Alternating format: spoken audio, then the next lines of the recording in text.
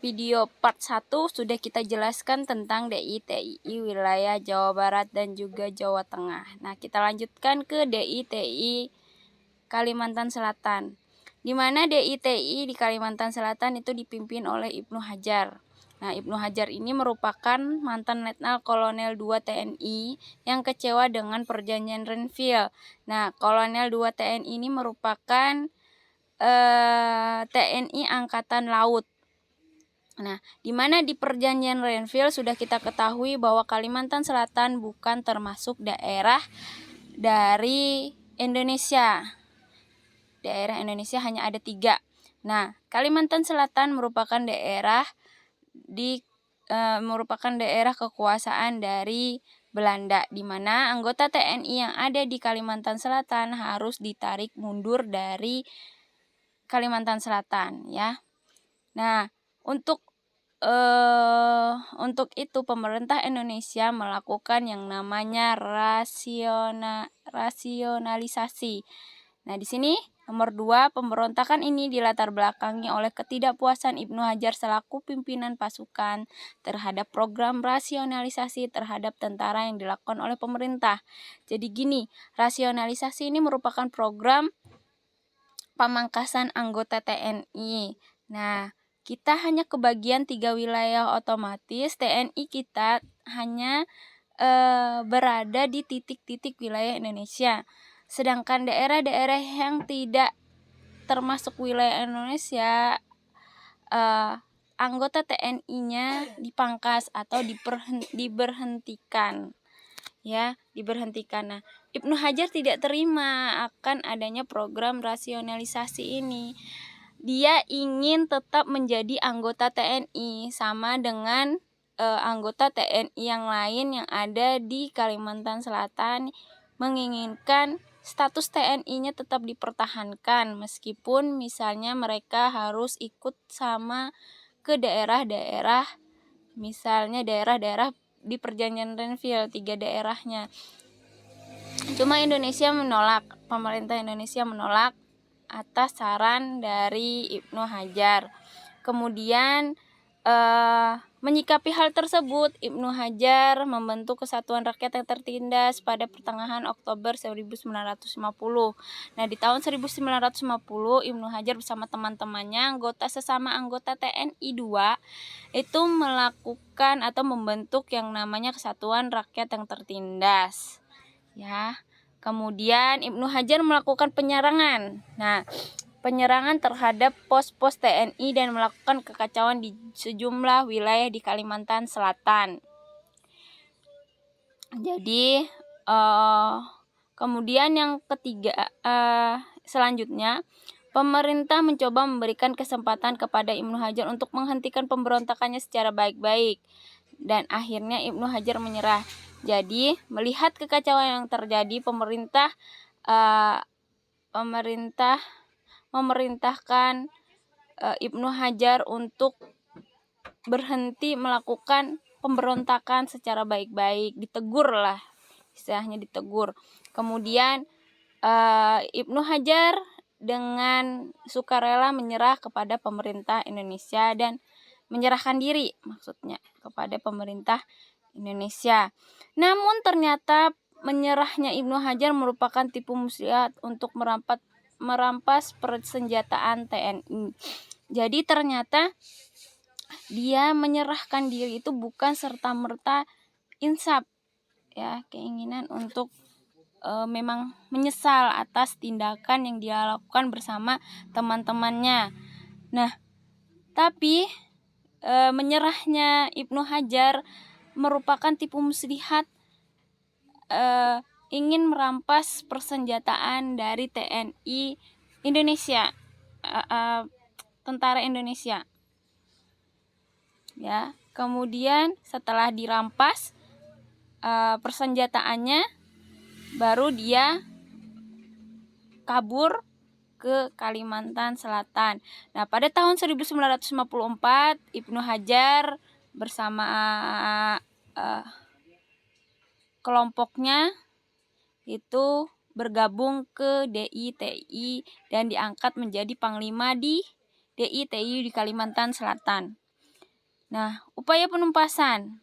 Jadi melihat perlakuan dari Ibnu Hajar yang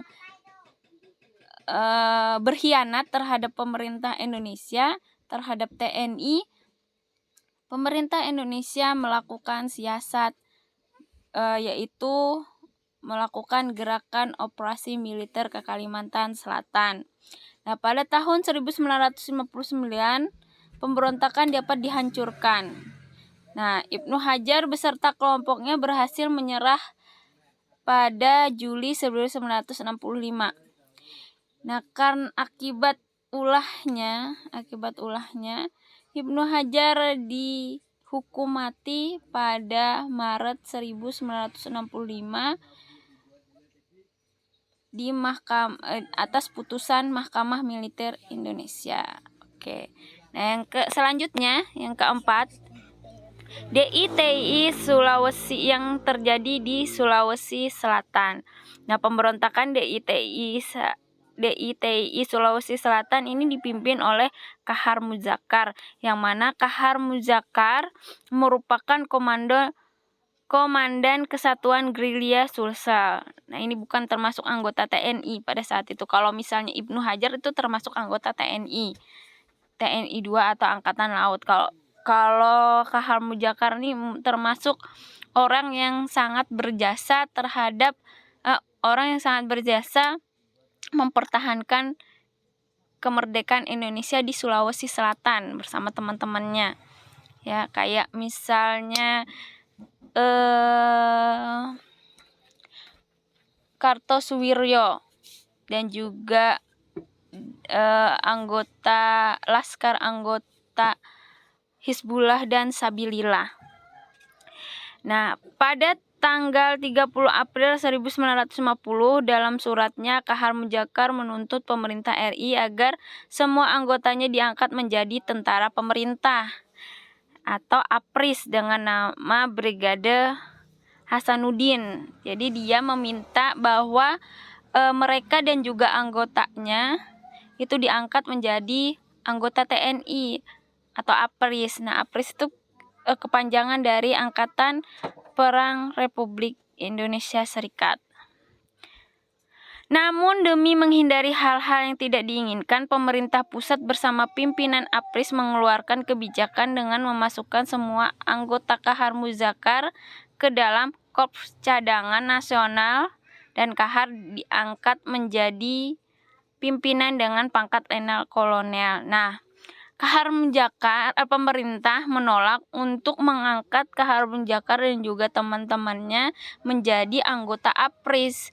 Namun, supaya menghindari kekecewaan yang amat besar dari Kahar Muzakar, Indonesia mengambil kebijakan dengan mengangkat Kahar Muzakar dan juga teman-temannya menjadi kesatuan cadangan, anggota cadangan dari TNI. Nah, Kahar Muzakar ini sudah terlanjur kecewa. Dia tidak menginginkan anggota cadangan, dia menginginkan menjadi anggota tetap dari TNI atau dari APRIS. Nah, meskipun penolakannya secara halus dari pemerintah, tapi kan itu sudah dianggap sangat-sangat mengecewakan dari Kahar Muzakar. Nah, alhasil Kahar Muzakar memutuskan untuk bergabung dengan Kartosuwiryo pada Januari 1952 untuk melakukan pemberontakan. Kemudian setelah melakukan pemberontakan, upaya penumpasannya untuk mengatasi pemberontakan tersebut, pemerintah bertindak tegas untuk melakukan operasi militer terhadap kelompok separatis Kahar Muzakar. Ya. Kemudian upaya penumpasan di Sulsel merupakan terlama dan sangat menyulitkan pemerintah. Kenapa? Karena ada alasannya kenapa di daerah Sulawesi Selatan itu termasuk terlama, karena di sana medan perangnya sangat-sangat curam, ya.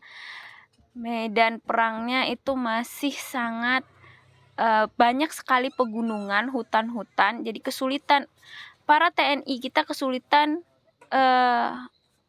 menaklukkan medan perang di Sulawesi Selatan. Selain itu kan TNI kita tidak mengenal daerah dari Sulawesi Selatan, daerah-daerah yang benar-benar menguasai daerah di Sulsel adalah mereka kelompok-kelompok dari Kahar Mujakar. Nah, kemudian juga kelompok Kahar Mujakar juga bergabung atau meminta dukungan dari masyarakat asli Sulawesi Selatan, ya, masyarakat asli Sulawesi Selatan. Kemudian di mana di sana mereka menggunakan kayak kekerabatan atau kesukuan. Jadi mereka di Sulawesi Selatan juga banyak masyarakat Sulawesi Selatan juga banyak yang mendukung dari operasi yang dilakukan oleh Kahar Mujakar. Nah, itu juga kesulitan. Pemerintah kita juga agak kesulitan menumpas dari pemberontakan Kahar Mujakar dan teman-temannya. Nah, pemerintah mengirim pasukan militer yang sangat tangguh di bawah pimpinan Kolonel Yusuf. Kemudian pasukan militer melakukan operasi kilat, operasi cepat terhadap mereka. Ya, setelah banyak dari TNI kita yang tumbang di sana, terus kesulitan untuk menaklukkan medan perangnya, baru dikirimlah pasukan yang sangat kuat yang dipimpin oleh Kolonel Yusuf, kemudian melakukan operasi kilat. Nah, di tanggal 3 Februari 1965 Kahar Mujakar berhasil ditembak mati oleh pasukan TNI, tembak mati dia. Nah, Juli 1965 seluruh pengikut Kahar Mujakar menyerahkan diri dan dimaafkan. DITI Aceh. Nah, di Aceh pemberontakannya dipimpin oleh Teku Daud Bereh. Nih, mohon maaf Ibu salah tulis. Di situ adalah pemberontakan di Jawa Tengah. Itu tulisannya sebenarnya pemberontakan di Aceh. Nah, dipimpin oleh Teku Daud Bereh. Nah, Daud Bereh ini merupakan gubernur Aceh. Pada saat itu Daud Bereh juga merupakan tokoh yang sangat berperan dalam perjuangan mempertahankan kemerdekaan Indonesia di daerah Aceh bersama teman-temannya. Sangat-sangat berjasa. Kemudian di tahun 1950 itu pemerintah menurunkan status daerah istimewa Aceh menjadi keresidenan di bawah kekuasaan Sumatera Utara. Di mana keresidenan ini merupakan kayak kita daerah kabupaten. Nah, Aceh ini digabung atau dilebur menjadi satu di Sumatera Utara. Jadi Aceh ini statusnya bukan lagi termasuk dari provinsi. Dihapus jadi provinsi pada tahun 1950, diganti atau menjadi satu dengan yang Sumatera Utara. Jadi Sumatera Utara ini termasuk provinsi di mana kabupatennya salah satunya ada Aceh.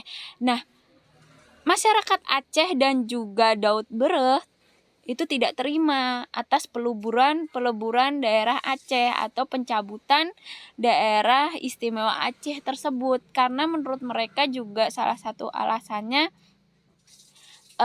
daerah istimewa ini ada keistimewaannya, yaitu hukum Islam bisa diterapkan di daerah istimewa Aceh berbeda dengan daerah-daerah lain. Nah, kalau misalnya dicabut dan dilebur menjadi satu di Sumatera Utara, otomatis keleluasaan atau penerapan hukum Islamnya tidak ada lagi untuk di daerah Aceh, ya. Karena ya udah otonomi daerahnya ya udah di daerah Sumatera Utara. Dan juga menurut masyarakat Aceh, kemudian Daud Bereh, dia sekali lagi sangat berjasa dalam perjuangan mempertahankan kemerdekaan Indonesia, ya, melawan tentara Belanda. Nah, Daud Bere sempat melakukan negosiasi itu kayak perundingan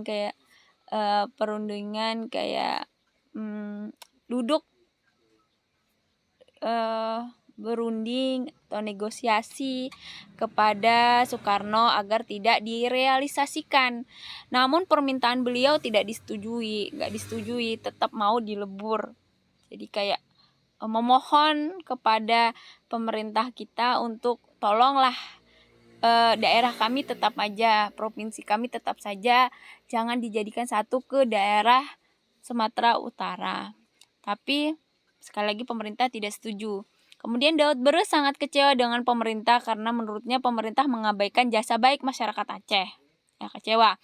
Kemudian Daud Bere akhirnya bergabung dengan NII atau Negara Islam Indonesia pada tanggal 20 September 1953. Nah, pemberontakan didukung oleh mayoritas masyarakat Aceh. Jadi seluruh masyarakat Aceh itu bergabung dalam pemberontakan. Kemudian melihat terjadinya pemberontakan di Aceh, pemerintah kita tidak tinggal diam, jadi melakukanlah upaya penumpasan. Pada mulanya pemerintah pusat melakukan operasi militer untuk menghentikan pemberontakan. Jadi di Aceh ini ada dua upaya penumpasannya. Yang pertama adalah upayanya yaitu melakukan operasi militer, ya operasi militer itu dengan peperangan, misalnya dengan peperangan. Nah, untuk menghentikan pemberontakan. Nah, akibat gempuran yang dilakukan para TNI, sedikit demi sedikit masyarakat Aceh mulai menyerah, ya, karena kekuatan masyarakat Aceh pun sangat minim ketimbang anggota TNI kita pada saat itu.